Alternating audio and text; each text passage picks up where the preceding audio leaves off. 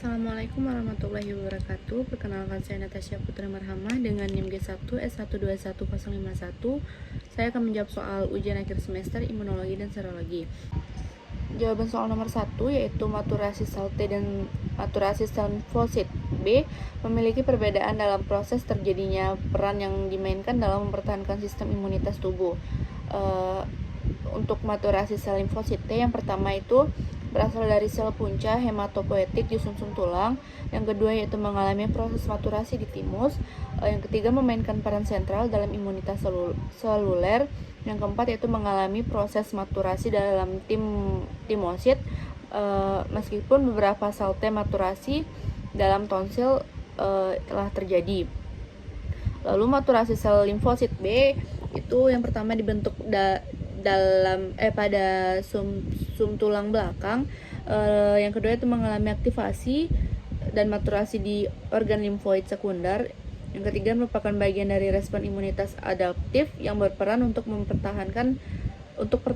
Yang keempat yaitu menghasilkan berbagai macam antibodi yang spesifik untuk patogen. Lalu peran utama maturasi sel limfosit T dan maturasi sel limfosit B ini meliputi menghasilkan sel limfosit yang menghadapi patogen, membantu sistem imun adaptif yang menghancurkan patogen yang berbeda. Lalu contoh perbedaan antara maturasi sel limfosit T dan maturasi sel limfosit B, itu sel limfosit T diferensiasi menjadi limfosit dan kemudian mengalami maturasi di timus. Sedangkan limfosit B itu dibentuk di sumsum tulang belakang, mengalami aktivasi dan maturasi dalam organ limfoid sekunder. Selanjutnya yaitu peran maturasi sel limfosit T dan sel limfosit B dalam mempertahankan imunitas. Yang pertama itu ada koordinasi respon imun, yang mana sel T dan sel B ini bekerja sama untuk memberikan respon kekebalan yang efektif. Lalu sel T ini akan membantu mengaktifasi sel B untuk memainkan peran dalam mengawasi kualitas respon imun. Yang kedua yaitu ada memory cell, di mana setelah pertemuan dengan antigen, sel T dan sel B ini yang sudah matang dapat membentuk sel memori. Sel ini menyimpan informasi tentang antigen spesifik yang memungkinkan respon yang lebih cepat dan